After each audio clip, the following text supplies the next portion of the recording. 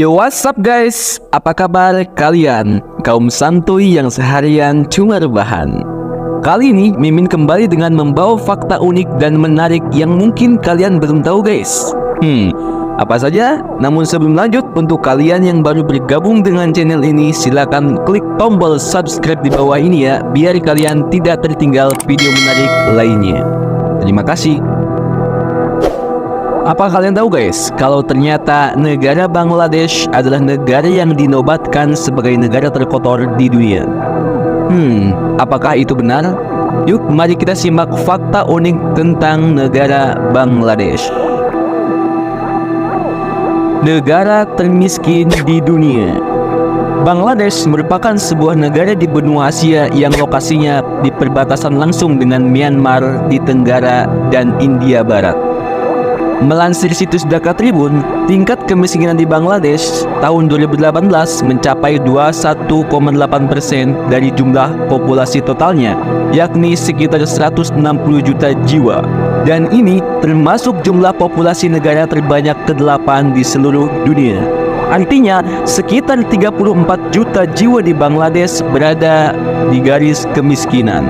Salah satu alasan mengapa ada begitu banyak orang yang berada di bawah garis kemiskinan di Bangladesh adalah karena perjuangan negara tersebut untuk menjadi mapan sangatlah sulit. Bangladesh baru menjadi sebuah negara sekitar 46 tahun yang lalu, dan transisi dari negara yang hidup berdampingan menjadi negara yang merdeka tidaklah mudah. Gaji minimum bulanan rata-rata warga Bangladesh adalah sekitar 50 US dollar atau setara dengan 780.000 rupiah. Ini karena mayoritas masyarakat Bangladesh bekerja sebagai petani. Survei terbaru yang dilakukan oleh Organisasi Perburuhan Internasional di negara ini mengungkapkan bahwa sekitar 3,45 juta anak berusia 5-17 tahun sudah bekerja. Dan 1,28 juta di antaranya terlibat dalam pekerjaan berbahaya. Menurut International Labour Organization 2013, sekitar 46% anak-anak yang bekerja di Bangladesh hidup di bawah garis kemiskinan dan seperempatnya hidup dalam kemiskinan ekstrim. Tinggal di rumah tangga berkekurangan yang sangat miskin. Anak-anak ini tidak mendapatkan kebutuhan dasar makanan, tempat tinggal, perawatan medis, fasilitas sanitasi, dan air minum. Dengan upah rata-rata kurang dari $5 per hari, orang tua terpaksa mengirim anak-anak mereka bekerja untuk mendapatkan dukungan finansial tambahan terhadap pendapatan keluarga mereka. Mayoritas anak yang berusia 12 tahun ke atas telah bekerja untuk memenuhi kebutuhan keluarga. Bahkan yang lebih ironisnya, anak-anak perempuan di sana kebanyakan bekerja menjadi pekerja seks yang dibayar sangatlah murah, yakni sekitar Rp7.000 per malam. Wow, sungguh miris ya guys, nasib kebanyakan anak-anak di negara Bangladesh tersebut. Negara terkotor di dunia. Yap, betul, kalian tidak salah dengar. Bangladesh merupakan peringkat pertama dalam kategori negara terkotor di dunia. Negara dengan produksi gas rumah kaca terbesar di dunia, yaitu mencapai 9,8 juta ton tiap tahunnya melalui industri batubara yang mereka miliki. Bahkan, negara Bangladesh merupakan salah satu negara yang airnya tercemar pestisida komersial. Tentu saja hal ini sangat mempengaruhi kesehatan penduduk Bangladesh. Tidak heran jika Bangladesh dijuluki sebagai negara terkotor di dunia. Negara yang memiliki ibu kota Dhaka tersebut tercatat memiliki indeks kualitas udara yang sangat berbahaya untuk semua golongan. Hal itu karena kualitas warga negara yang baik juga sangat tergantung dari tingkat kebersihan yang mendukung kualitas hidup pada negara tersebut. Lingkungannya kotor akan berdampak buruk bagi kesehatan warga. Polusi udara, kualitas air yang buruk, serta tumpukan sampah ternyata masih menjadi masalah bagi negara Bangladesh ini. Salah satu dampak buruk dari minimnya kualitas kebersihan adalah penyebaran penyakit yang gampang meluas, seperti diare, asma, kanker, paru-paru, tipes, bahkan hepatitis akan lebih mudah terjadi. Selain itu, pencemaran lingkungan juga dapat berdampak pada tumbuh kembang anak, terutama pada balita atau batita di negara tersebut. Menurut data dari Direktorat Jenderal Pelayanan Kesehatan DGHS Bangladesh yang menyebutkan jumlah pasien yang meninggal akibat demam berdarah sebanyak 1.006 orang. Angka kematian itu berasal dari 200.000 kasus yang terkonfirmasi. Sebanyak 112 anak berusia 15 tahun ke bawah termasuk anak balita yang meninggal akibat demam berdarah. Dilansir dari Anadolu, pada hari Minggu sebanyak 2.882 pasien demam berdarah yang terkonfirmasi dirawat di rumah sakit di seluruh negeri. Data dari DGHS menyebutkan pada September pada tahun 2023, data yang disebutkan oleh DGHS menyebutkan pada September tahun 2023 terdapat 396 kematian dari 80.000 pasien yang dirawat di rumah sakit. Pada Agustus 2023 terdapat 342 kematian. Wah, pentingnya bagi kita untuk menjaga kebersihan lingkungan ya guys, agar di Indonesia tidak terjadi hal yang sama dengan di negara Perdagangan manusia.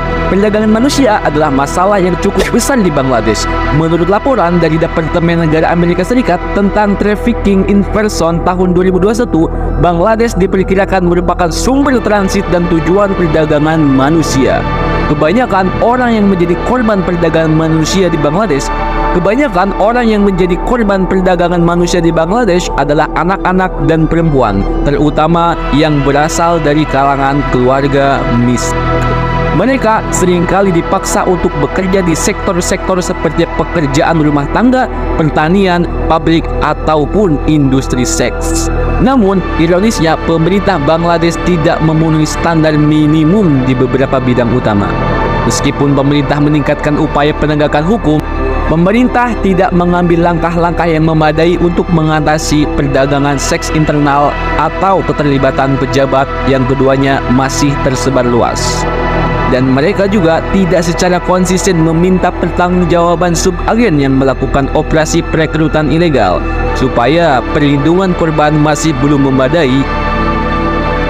Upaya perlindungan korban yang masih belum memadai termasuk layanan dan ketersediaan tempat penampungan. Sungguh miris ya guys, di mana keadilan belum sepenuhnya terlaksana di negara ini. Mayoritas penduduk Muslim. Fakta negara Bangladesh yang berikut adalah masyarakat mayoritas beragama Islam. Bangladesh pun diakui PBB sebagai negara Islam yang demokratis dan moderat, serta menjadi negara Muslim terbesar keempat di dunia. Walaupun mayoritas beragama Islam, negara ini juga membebaskan masyarakat menganut agama lain. Sebanyak 89,7% penduduk warga Bangladesh menganut agama Islam, dan sebanyak 9,2% beragama Hindu, 0,7% beragama Buddha, 0,3% beragama Kristen, dan sisanya menganut aliran animisme. Namun, baru-baru ini terjadi kericuhan di Bangladesh akibat agama. Kericuhan yang memicu korban jiwa pecah di Bangladesh usai adanya tuduhan penodaan Al-Quran yang diletakkan di lutut dewa Hindu, Hanuman. Dalam rekaman sebuah video yang viral, insiden yang dipicu sentimen agama telah beberapa kali terjadi di negara tersebut. Pemicunya beragam, mulai dari dendam pribadi hingga pemaksaan masuk Islam atau Islamisasi. Video tersebut juga direkam saat festival keagamaan Durga Puja. Sejak video itu menyebar luas pada Rabu 13 September 2023, sejumlah aksi demonstrasi telah berlangsung. Kericuhan kali ini terjadi pada Jumat 15 September lalu. Setelah ratusan umat muslim bergerak usai melaksanakan sholat Jumat, lebih dari pengunjuk rasa itu menyerang kuil umat Hindu. Ketika itu, mereka tengah mempersiapkan upacara festival Durga Puja. Massa kemudian memukuli dan menikam seorang anggota eksekutif komite kuil hingga tewas. Sejauh ini tercatat ada 6 orang yang tewas dalam rentetan aksi massa tersebut. 2 orang diantaranya meninggal dunia dalam aksi pada hari Jumat tersebut. Sebanyak 4 orang meninggal akibat luka tembak saat polisi berusaha mengamankan massa pada hari itu. Dilaporkan sekitar 500 orang menyerang satu kuil Hindu tersebut di daerah Hajiganj. Emang betul ya guys, kalau berbicara soal agama pastilah sangat sensitif. Sama dengan di Indonesia maupun di luar negeri, pentingnya untuk kita sebagai rakyat Indonesia untuk mengunjung tinggi toleransi. Sebagai rakyat Indonesia, kita harus mampu menerapkan Bhinneka Tunggal Ika, berbeda-beda namun tetap satu. Itu saja guys, fakta tentang negara Bangladesh. Tulis komentar kalian di bawah. Terima kasih, see you next video, bye bye.